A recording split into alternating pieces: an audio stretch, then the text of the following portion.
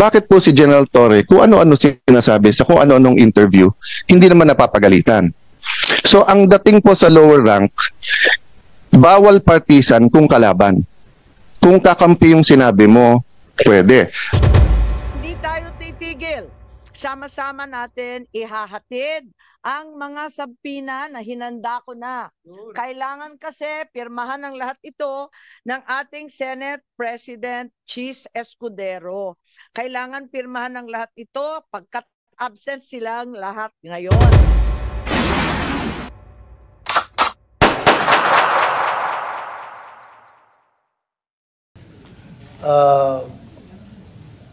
Itong ginawa ng mga opisyalis from the executive branch of government is a total snub to as far as we're concerned. And ito'y tahasang pagbaliwala sa doktrina ng checks and balances ng ating gobyerno.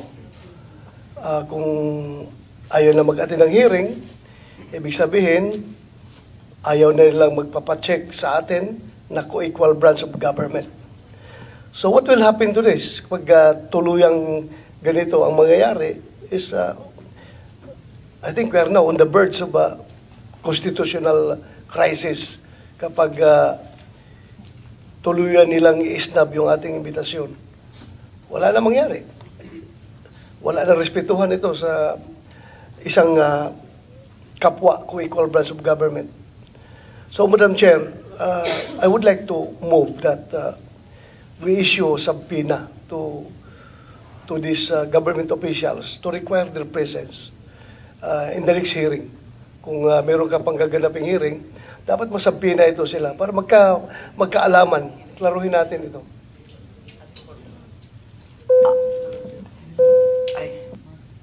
Maraming salamat, Senator Ronald De La Rosa. Actually, dalawa yung subpoena na pinapapirma ko sana kay SP Chis. Isa para kay Prosecutor Fadulion at ikalawa para sa head ng ating Air Force, si General Cordera.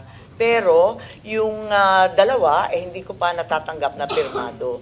Ang sinabi ni SP, pinadala na daw niya sa legal ng Senado. Pero hanggang ngayon, wala pa rin tayong natatanggap. Follow up natin, Madam Chair, kasi alam mo, if this situation is left unchecked, ang mangyayari sa atin dito is hayaan na lang natin na meron tayong Philippine National Police na patuloy na nilalabag yung ating konstitusyon at ang ating mga batas. Hindi po maganda ito, Madam Chair. Kaya nag-exist yung Senado, in particular, yung buong Kongreso, para meron tayong checks and balances. Hindi po pwede yung executive branch of government, hahayaan na lang natin na gagawa sila ng mga hakbang na labag sa ating konstitusyon. So we are here to check them. So, kung hindi sila magpapacheck, stop sila ng stop sa atin, then magkakaroon tayo ng constitutional crisis nito, Madam Chair. Sang-ayon po ako sa inyo at talagang hindi tama itong pangkalahatang sinasabi. Lahat na lang executive privilege, lahat na lang sub judice. Alam naman natin, hindi naman tayo lihis at alam naman natin na napaklaro ng Neri versus Senate, yung Ermita case, kaliwaliwanag na kinakailangan na talagang malapit sa Pangulo, ang impormasyon hindi makukuha sa iba, hindi naman ito magiging panganib para sa lipunan, kaya't paano po ito naging executive privilege, alam na po natin yan, at hindi naman tayo nakikialam doon sa bagay-bagay na sinaloob ng mga kaso at asunto sa Korte Suprema. Kaya ang palagay ko, dadami po ang sampina na hihilingin natin sa ating Senate President.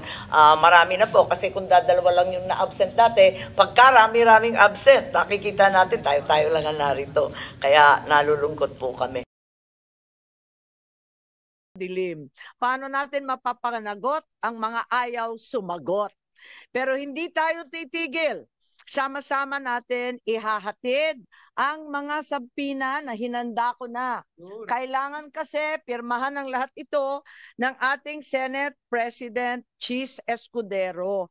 Kailangan pirmahan ng lahat ito pagkat absent silang lahat ngayon.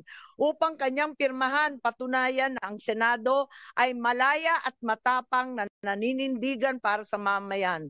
Sambayan ng Pilipino ang masusunod. Tayong mga lingkod bayan mula barangay hanggang Malacanang ay pawang tagapagsilbi lamang. Tagapakinig na sa daing, tagasagot sa mga tanong. Kung kaya ng isang matanda na may sakit na harapin ang walang respetong pag-aaresto, bakit ang mga duwag na ito ay wala sa ating harapan? Nako, magalit na kayo sa akin, pero hindi ba kaduwagan ang hindi sumagot? Sadyang naging duwag na nga ba ang mga Pilipino? Hindi ako papayag. Hindi rin papayag si Senator Bato. Hindi ako aatras tulad nila. Ipakita ko na ang Senado ay ang huling balwarte ng katapangan, ng katotohanan. Kung ang sigaw ng sambayanan sa ICC para kay PRRD ay bring him home, ang sigaw ko sa Executive Secretary Bersamin para sa mga pinoprotektahan niya, bring them here to the Senate now. Sa lower rank, bawal partisan kung kalaban. Kung kakampi yung sinabi mo, pwede. Meron na bang report dito sa arrest at kinasuhan ba si General Torre? Last question, ma'am. Tuwing magpapa-aresto lately, parang ang pinaka-effective si General Torre, di ba? So nung pina-aresto si Pastor Kibuloy, grabe yung mga nangyari at ginawa, di ba? Nung pinaaresto po si President Duterte, yun naman pinag-uusapan natin, nakita naman natin. Nung nag-hearing po ako tungkol sa tulay na sa Isabela na gumiba, hindi po nag-a-attend si Secretary Bonoan. Sinabi ko lang, kailangan ko pa bang i-designate si General Torre para kunin si Secretary? The next time, nag-attend na siya. So ito, tanong ko ma'am, pag nag-issue tayo ng subpoena at hindi siya mag-attend at kinontempt natin, pwede bang ang utusang kong hulihin si General Torre ay si General Torre? Kasi effective, no? Dinadaan ko lang sa biro, but I think of all his interviews and sa nangyari, this is my last point, ma'am. I'll submit to all my other colleagues. This is my point lang, ma'am. Nanunood kasi yung buong PNP. Nanunood yung mga teachers ng constitutional law, mga estudyante, nanonood ang mga estudyante ng criminology. And di ba sabi nga nila, yung bata, hindi mo pwedeng turuan sa salita. Natututo yung bata sa gawa. So ganun din sa gobyerno natin. Pag sinabi nung mayor, no corruption, pero corrupt siya, ang dating sa mga department head, pwede mag-corrupt. Di ba? Pag sinabi ng COMELEC officer sa isang probinsya, no cheating, pero pinayagan niya yung cheating or vote buying, ang papakinggan ng tao hindi yung salita, yung gawa eh. So kung mali yung pagka-aresto, nangangamba ako na especially sa lugar na walang internet, walang cellphone, baka ito yung masunod eh. Humihingi sila ng counsel nila o doktor, tapos hindi pagbibigyan, no? And then the last point doon, ma'am, is that bakit kapag ka lower rank, meron pong isang vlogger, di ba, na PNP, na nagsorry na kaya parang okay, pero hinuli, tapos kakasuhan. I understand that. At magandang rule yon na pagka ikaw ay sundalo o pulis, ay hindi ka basta pwedeng, hindi ka pwedeng partisan, di ba? Pangalawa, kailangan bantayan mo sinasabi mo. But I'll give you two examples, ma'am. Bakit po si General Torre, kung ano-ano sinasabi sa kung ano-anong interview, hindi naman napapagalitan?